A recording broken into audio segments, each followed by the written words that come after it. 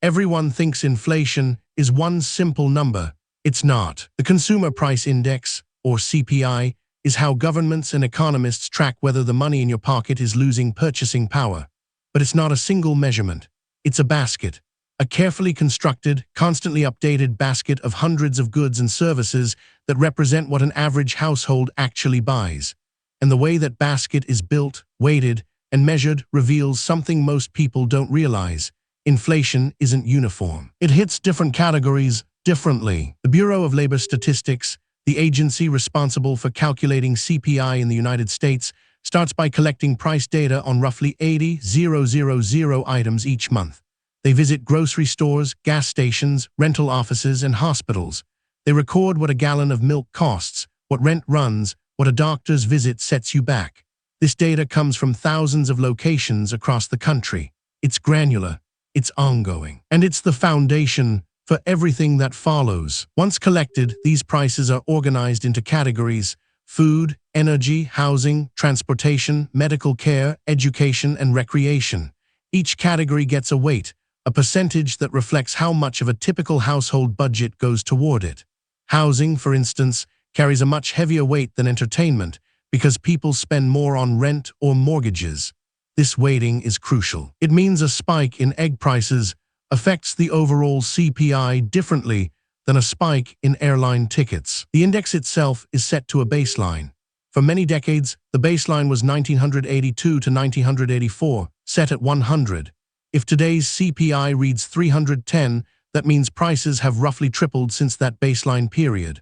The month-to-month change, the percentage increase from one month to the next, is what headlines capture when they report inflation. It's a percentage change in purchasing power translated into a single, digestible number. But here's where it gets complex. The CPI doesn't capture everything. Owner-occupied housing is estimated using a method called owner's equivalent rent, essentially what homeowners would pay if they rented their own house. Used car prices are included, but the methodology has shifted over time. New technologies and services get added gradually. The basket itself evolves. What mattered to households in 1990 isn't identical to what matters now. Central banks and policymakers use CPI to make major decisions.